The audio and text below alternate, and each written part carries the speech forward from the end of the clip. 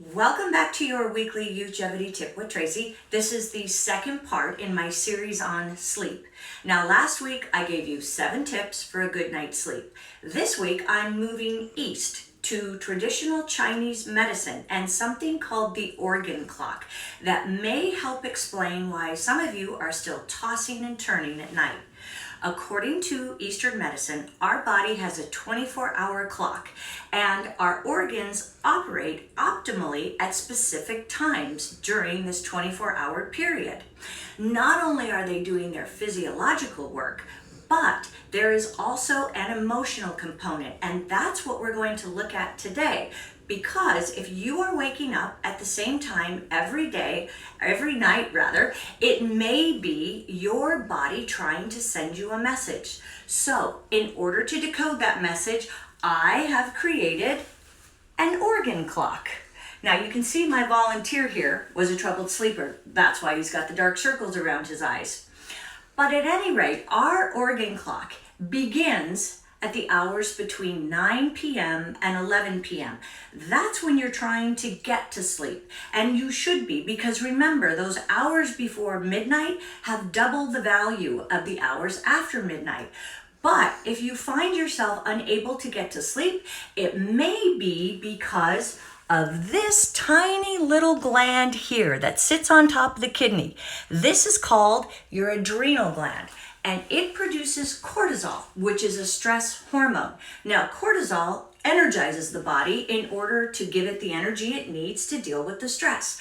So here's how it goes. You lay down at night to go to sleep, and all the things that stress you out start to flood your mind. Now, some people describe this as getting a second wind, but the truth is it's taking the wind out of your sails. So if you want to drift off into a more peaceful sleep, I recommend starting a journal and each night jotting down things that bring you joy or that make you feel grateful. Okay, moving on. From the hours of 11 to 1, it is all about the gallbladder. That is this little tiny pear-shaped organ right beneath the liver. Now, the gallbladder is responsible for digestion. It produces bile that help to emulsify the fats.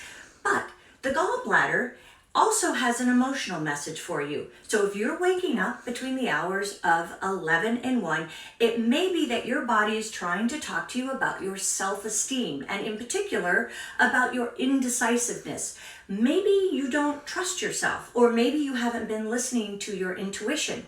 I recommend a few self-affirming mantras before you go to bed each night and let that settle into your subconscious. All right, moving on. From 1 to 3, the liver takes over. Now, the liver performs over 500 bodily functions, but at night, it's concerned with detoxing.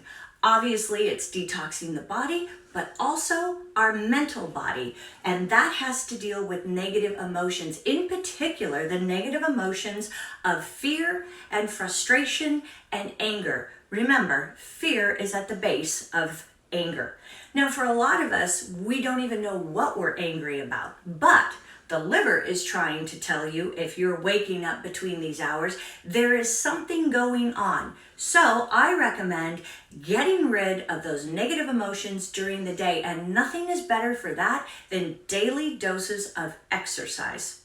Okay, then we move on to the hours of 3 and 5, and the lungs take over.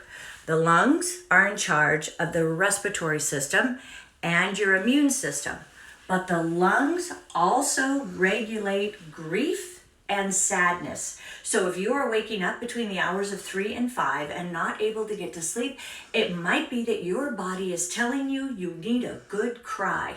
Or maybe there is something in your life that is not yet complete and you need to go back and emotionally complete the circle.